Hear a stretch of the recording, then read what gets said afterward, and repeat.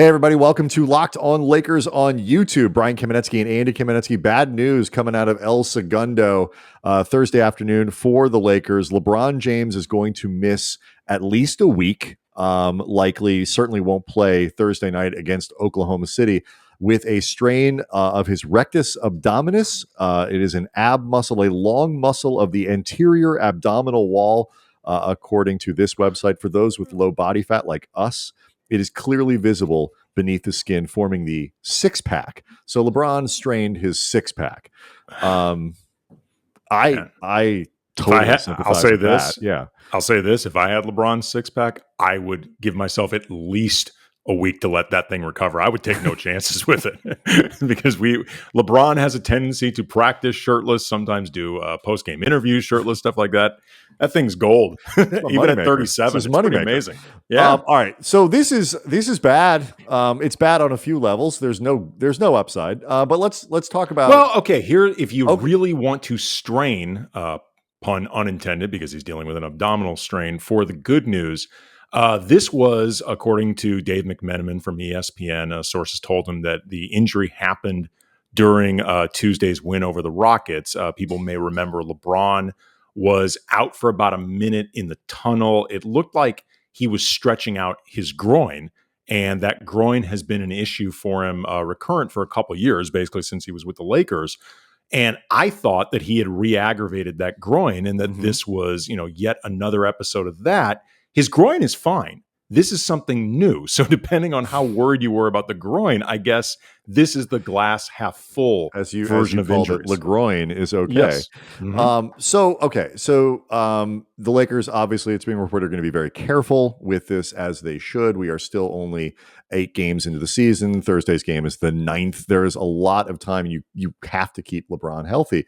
But now LeBron has missed 2 games with an ankle. He's going to miss, 2, 3, 4, whatever it turns into with this abdominal strain. It is concerning because not just because, the health of LeBron James is paramount to the team's success. It's another sign that you can count less and less on LeBron as a fully healthy player, or that you just, because of his age and because of his importance, have to be so much more cautious about injury with him that you have to be more cautious. He's going to play less. All of those things, regardless of the impetus, are potentially problematic for the actual team and how many games they win. Yeah, we talked about this on a recent show that, like, whether LeBron's body is quote unquote breaking down or not, I don't really know. But what we know for sure now is that he doesn't recover as quickly. The other thing, though, just Frank Vogel recently talked about, building a foundation with this team and using, the construction of a house as a metaphor. And the house construction now is going to fall behind schedule. And it already was. Right, I was going to say, it already was between the preseason that was pretty choppy and the decisions that were made to stagger the appearances for the big 3, not use them as often as much. And then the injuries, Taylor Horton-Tucker, Trevor Ariza, Kendrick Nunn, LeBron, even before this, they're falling behind right now. There are a lot of construction workers who've been just showing up to the site for this house, and they've just been drinking a lot of coffee. And to be honest with you, Andy, there are a lot of construction workers that haven't been showing up to the site. That's just part of the problem. Like, they are short. The drywall guy, the plumbing guy, I believe the tile guy hasn't had a chance to make it to the site yet. And, still no Kendrick Nunn, Trevor Ariza, still no THT. And, all of these things chip away, as I think, we've talked about on the podcast. It chips away at whatever their ceiling is. Like, I don't know what that is. Doesn't mean they're going to fail. It doesn't mean that, but if their continuity elevates them each time they play together, they get a little bit better. This stuff delays it. And, you look at the upcoming schedule, it's the Thunder tonight. It's the Trailblazers on Saturday. It's the Hornets on Monday and the Heat on Wednesday. So if you take a week, those 4 games are out. And, the Thunder without LeBron, you still should win, but I think we have evidence that that's not a guarantee.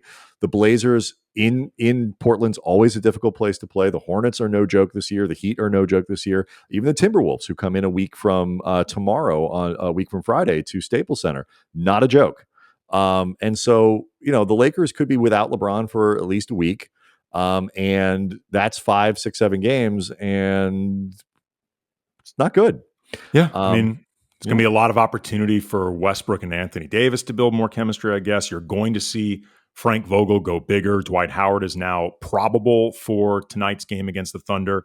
You're going to have to see the Lakers use DeAndre and Dwight more just because they're too small. They literally don't have enough players to do it another way. Like those guys have to play. But in particular, they don't have enough big players if they want to try to cheat. I mean, they can't. Like, they are going to be surrendering way, way too much size.